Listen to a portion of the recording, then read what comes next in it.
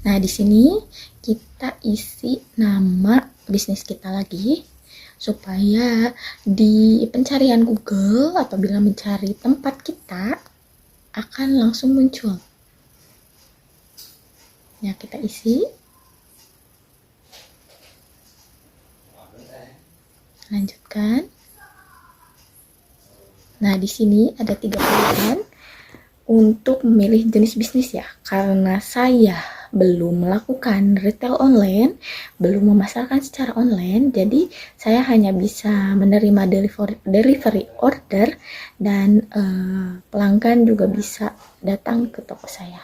Gitu. Jadi saya centang hanya 2, tergantung sebagaimana pelayanan kita sampai mana, disesuaikan dengan kebutuhan. Setelah itu kita klik berikutnya. Nah, di sini kita masukkan kategori bisnis. Karena kategori bisnis saya toko makanan ya, saya masukkan kategori bisnisnya toko makanan. Kita klik berikutnya. Nah, di sini kita harus menentukan lokasi dengan pernyataan keabsahan data yang tidak boleh fiktif atau menyesatkan, sesuai dengan alamat real tempat kita berbisnis. Tidak boleh ada data yang fiktif, harus sesuai dengan realitas. Kita isi. Kita klik berikutnya setelah semua diisi.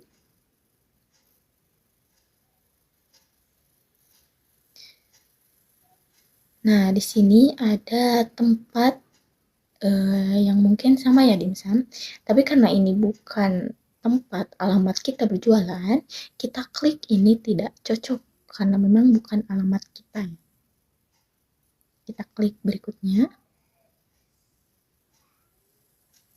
Nah, titik lokasi sangat penting untuk memudahkan pelanggan atau konsumen untuk dapat menemukan tempat kita berjualan. Entah konsumen yang ingin langsung datang membeli ke tempat, supaya mereka bisa dengan mudah mencapai tempat bisnis kita. Tag lokasinya harus akurat mungkin.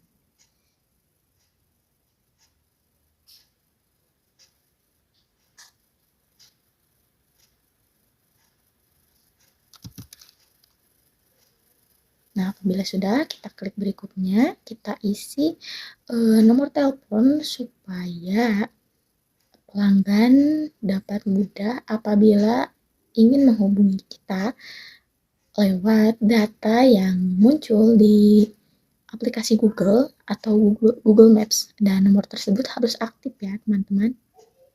Situs web, karena situs web saya tidak punya, saya tidak akan mengisi. Kita klik berikutnya.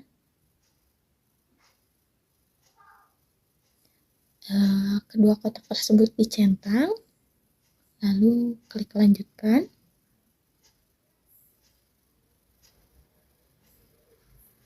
Kedua kotak tersebut dicentang, lalu klik lanjutkan.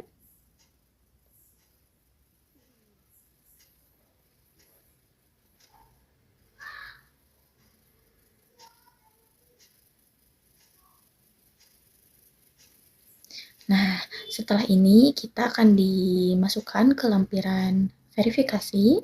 Saya memilih kode via ponsel, yaitu mendapatkan kode lewat SMS dengan nomor yang sudah kita lampirkan tadi. Nah, melalui SMS, kita klik berikutnya. Selanjutnya, masukkan kode yang muncul di SMS dari nomor yang kita lampirkan tadi. Setelah diketik, kita verifikasi.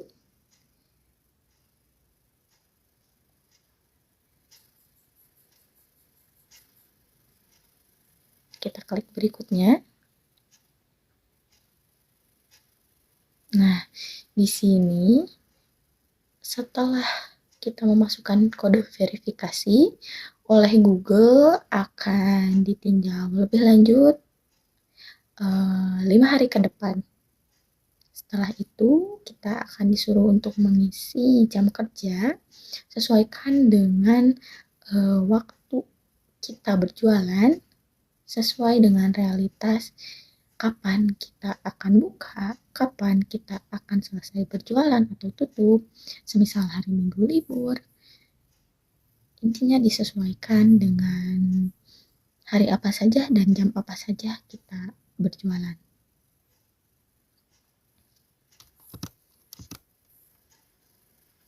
Setelah mengisi semuanya, kita klik berikutnya.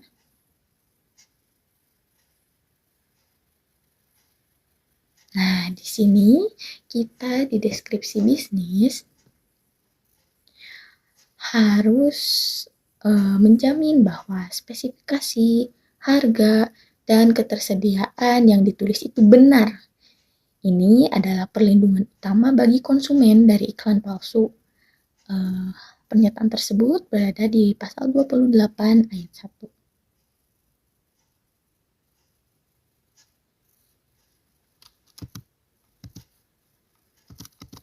Setelah selesai mengisi deskripsi bisnis, kita klik berikutnya.